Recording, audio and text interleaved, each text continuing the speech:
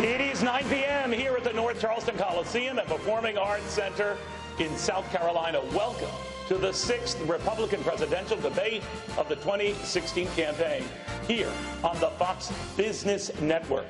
I'm Neil Cavuto alongside my friend and co-moderator, Maria Bartiromo. Tonight, we are working with Facebook to ask the candidates the questions voters want answered. And according to Facebook, the U.S. election has dominated the global conversation, with 131 million people talking about the 2016 race. That makes it the #1 issue talked about on Facebook last year worldwide. Now, the 7 candidates on the stage tonight were selected based on their standing in 6 national polls, as well as polls in the early voting states of Iowa and New Hampshire. Those standings determining the position on the stage of the candidates tonight. And here they are. Businessman Donald Trump.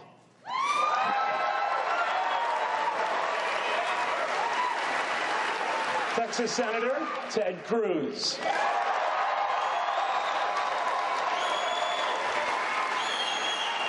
Florida Senator Marco Rubio.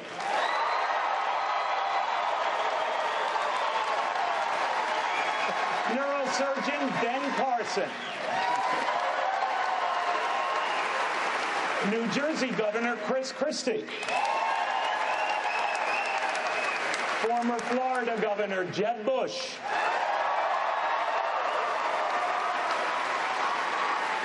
And Ohio Governor John Kasich. Tonight's rules are simple. Up to 90 seconds for each answer, 1 minute for each follow-up response. And if a candidate goes over the allotted time, you'll hear this. So let's get started. Candidates, jobs and growth, 2 of the biggest issues facing the country right now. In his State of the Union address earlier this week, the president said, quote, "We have the strongest, most durable economy in the world. And according to our Facebook research, jobs is one of the biggest issues resonating across the country, including here in South Carolina. The president is touting 14 million new jobs and an unemployment rate cut in half. The president says that anyone who claims America's economy is in decline is peddling fiction. Senator Cruz, what do you see that he doesn't?" Well, Maria, thank you for that question, and let me say thank you to the state of South Carolina for welcoming us. Let me start. I want to get to the substance of the question on jobs, but I want to start with something. Today, many of us picked up our newspapers, and we were horrified to see the sight of 10 American sailors on their knees with their hands on their head. In that State of the Union, President Obama didn't so much as mention the 10 sailors that had been captured by Iran. President Obama is preparing to send $100 billion or more to the Ayatollah Khamenei. And I'll tell you, it was heartbreaking. But the good news is the next commander-in-chief is standing on this stage.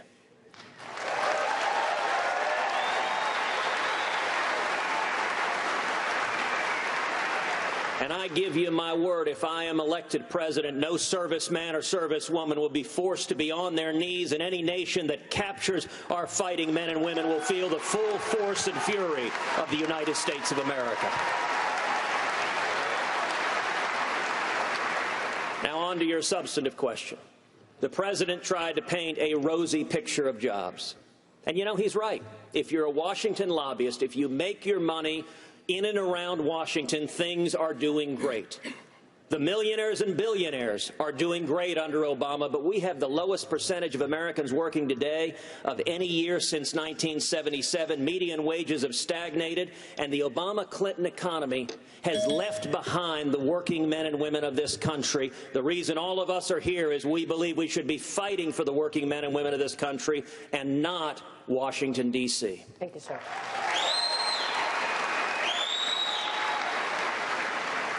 Governor Kasich, we are not even 2 weeks into this stock trading year, but think about it, investors have already lost $1.6 trillion in market value. That makes it the worst start to a new year ever. Many worry that things could get even worse and that banks and financial stocks are particularly vulnerable. Now, if this escalates like it did back when Barack Obama first assumed the presidency, what actions would you take if the same thing happens all over again, just as, in this example, you are taking over the presidency? Well, look, it takes three things, basically, to grow jobs. And I've done it when I was in Washington, when we had a balanced budget, had 4 years of balanced budgets, paid down $500 billion of debt, and our economy was growing like crazy. It's the same thing that I did in Ohio. It's a simple formula. Common sense regulations, which is why I think we should freeze all federal regulations for 1 year, except for health and safety. It requires tax cuts, because that sends a message to the job creators that things are headed the right way. And if you cut taxes for corporations and you cut taxes for individuals, you're going to make things move, particularly the corporate tax, which is the highest, of course, in the world. But in addition to that, we have to have fiscal discipline. We have to show that we can march to a balanced budget. And when you do that, when you're in a position of managing regulations, when you reduce taxes, and when you have fiscal discipline, you see the job creators begin to get very comfortable with the fact that they can invest. Right now, you have taxes that are too high. You have regulations. I mean, come on, they're affecting everybody here, particularly our small businesses. They're in a position where they're smothering people. And I mean, are you kidding me? We're nowhere close to a balanced budget or fiscal discipline. Those three things put together are going to get confidence to job creators, and you will begin to see wages rise. You will begin to see jobs created in a robust economy. And how do I know it? Because I've done it.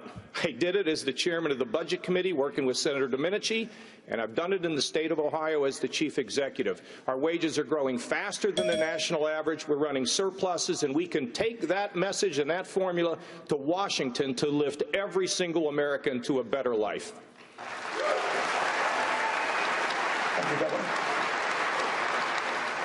We know that recent global events have many people worried. Iran detaining American sailors, forcing them to apologize, North Korea and its nuclear ambitions, an aggressive China, and a Middle East that continues to deteriorate. Not to mention, ISIS is getting stronger. Governor Christie, sometimes it seems the world is on fire. Where and when should a president use military action to restore order? Well, Maria, I'm glad to have heard from you in the summary of that question about what's going on in the world, because on Tuesday night I watched Story Time with Barack Obama, and I got to tell you, it sounded like everything in the world was going amazing, you know? Fact is, there's a number of things that the next president's going to have to do to clean up this mess. The first thing is we have to strengthen our alliances around the world. And the best way to do that is to start talking to our allies again and having them be able to count on our word. Lots of people will say lots of different things about me in this campaign and others. But the one thing they've never said about me is that I'm misunderstood. And so when we talk to our allies and we give them our word in a Christie administration, they'll know we're going to keep it. Next, we have to talk to our adversaries. And we have to make sure they understand the limits of our patience. And this president, given what Ted said right at the beginning, he's absolutely right. It's absolutely disgraceful that Secretary Kerry and others said in their response to what's going on in Iran that this was a good thing. It showed how the relationship was getting better. The president doesn't understand, and by the way, neither does Secretary Clinton, and here's my warning to everybody out in the audience tonight. If you're worried about the world being on fire, you're worried about how we're going to use our military, you're worried about strengthening our military, and you're worried most of all about keeping your homes and your families safe and secure, you cannot give Hillary Clinton a third term of Barack Obama's leadership. I will not do that. If I'm the nominee, she won't get within 10 miles of the White House. Just to be clear, Governor, where and when would you use military action? Military action, Maria, would be used when it was absolutely necessary to protect American lives and protect American interests around the world. We are not the world's policemen. But we need to stand up and be ready. And the problem, Maria, is that the military is not ready either. We need to rebuild our military, and this president has let it diminish to a point where tin pot dictators like the mullahs in Iran are taking our Navy ships. It is disgraceful, and in the Christie administration, they would know much, much better than to do that. Governor Bush, the president just told the nation 2 nights ago that America's back and that the idea that our enemies are getting stronger or that this country is getting weaker, well, it's just rhetoric and hot air. Now, other Democrats go even further, sir, saying Republicans even suggesting such comments actually embolden our enemies. I guess they would include you. What do you say? Well, first of all, the idea that somehow we're better off today than the day that Barack Obama was inaugurated President of the United States is totally an alternative universe. The simple fact is that the world has been torn asunder. Think about it.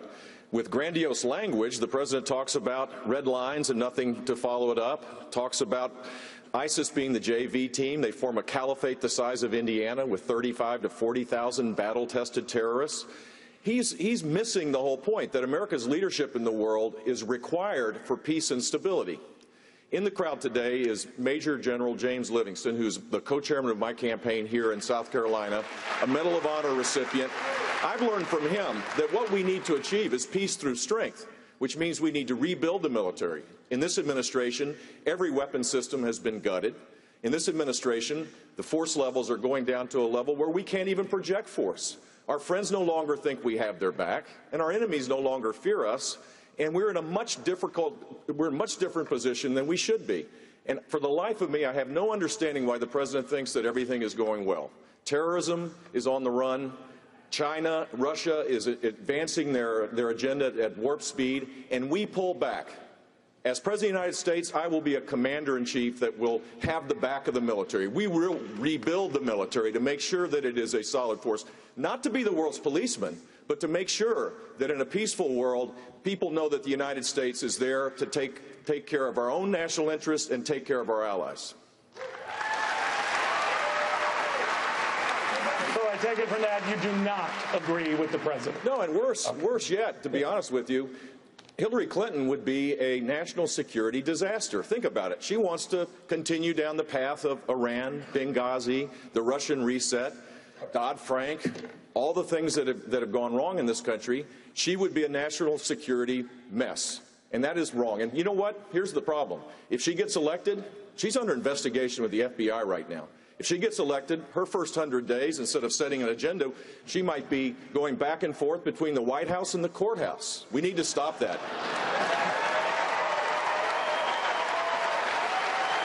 Senator Rubio, the president says that ISIS doesn't threaten our national existence like Germany or Japan did back in World War II, that the terror group is nothing more than twisted souls plotting attacks in their garages. But the House Homeland Security Committee recently said that over 1,000 ongoing investigations of homegrown extremism in 50 states. So how do you define the threat?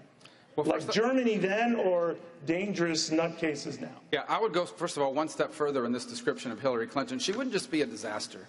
Hillary Clinton is disqualified from being Commander-in-Chief of the United States. Someone who cannot handle intelligence information appropriately cannot be Commander-in-Chief, and someone who lies to the families of those 4 victims in Benghazi can never be President of the United States. Now, on the issue of Barack Obama does not believe that America is a great global power. Barack Obama believes that America is an arrogant global power that needs to be cut down to size. And that's how you get a foreign policy where we cut deals with our enemies like Iran, and we betray our allies like Israel, and we gut our military, and we go around the world like he has done on 10 separate occasions and apologized for America. He doesn't understand the threat in ISIS. He consistently underestimates it, but I do not. There is a war against ISIS, not just against ISIS, but against radical jihadist terrorists, and it is a war that either they win or we win. When I'm President of the United States, we are going to win this war on ISIS. The most powerful intelligence agency in the world is going to tell us where they are. The most powerful military in the world is going to destroy them. And if we capture any of them alive, they are getting a one-way ticket to Guantanamo Bay, Cuba, and we are going to find out everything they know.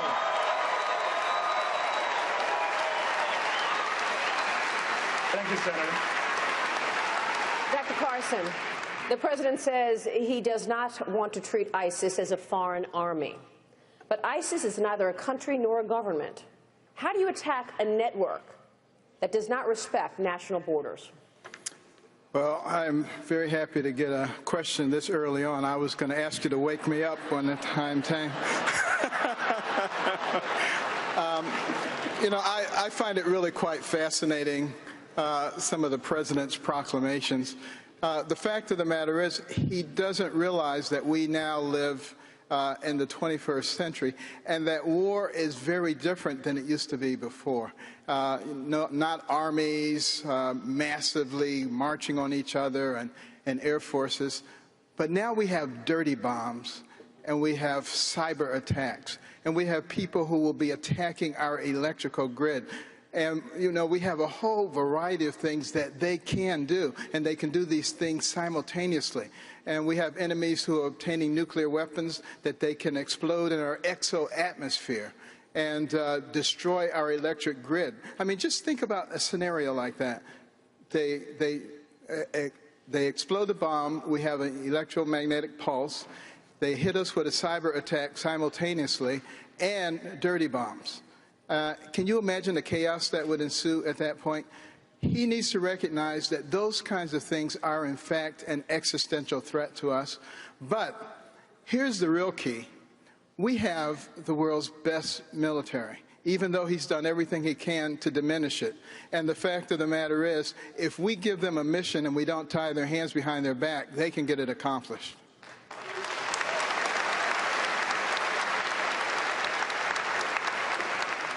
Mr. Trump, at the State of the Union, the President pointed to a guest who was a Syrian refugee, you might recall, whose wife and daughter and other family members were killed in an air attack.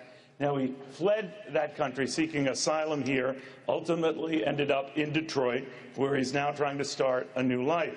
The President says that that doctor is the real face of these refugees and not the one that you and some of your colleagues on this stage are painting, that you prefer the face of fear and terror, and that you would refuse to let in anyone into this country seeking legitimate asylum.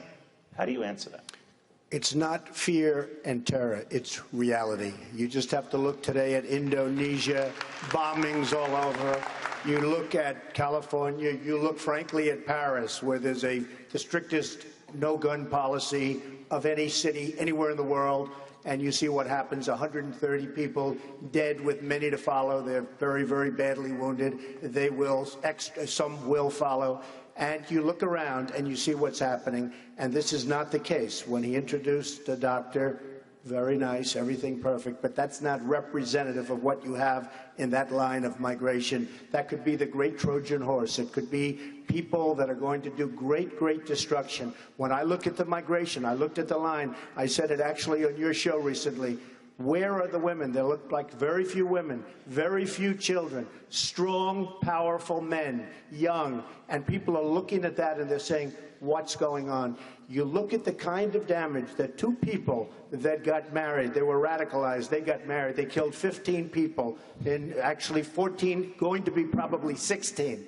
But you look at that and you take a look, a good strong look, and that's what we have. We owe $19 trillion. Our country's a mess, and we can't let all these people come into our countries and break our borders. We can't do it. Senator Cruz, the New York Times is reporting that you failed to properly disclose $1 million in loans from Goldman Sachs and Citibank. During your Senate race, your campaign says it was inadvertent. $1 million is inadvertent? Well, Maria, thank you for passing on that hit piece on the front page of the New York Times. You know, the nice thing about the mainstream media, they don't hide their views. The New York Times a few weeks back had a columnist who wrote a column saying anybody but Cruz. Had that actually that same columnist wrote a column comparing me to an evil demonic spirit from the movie It Follows that jumps apparently from body to body possessing people. So, you know, the New York Times and I don't exactly have the warmest of relationships. Now, in terms of their really stunning hit piece, what they mentioned is when I was running for Senate, unlike Hillary Clinton, I don't have masses of money in the bank, hundreds of millions of dollars. When I was running for Senate, just about every lobbyist, just about all of the establishment opposed me in the Senate race in Texas. And my opponent in that race was worth over $200 million.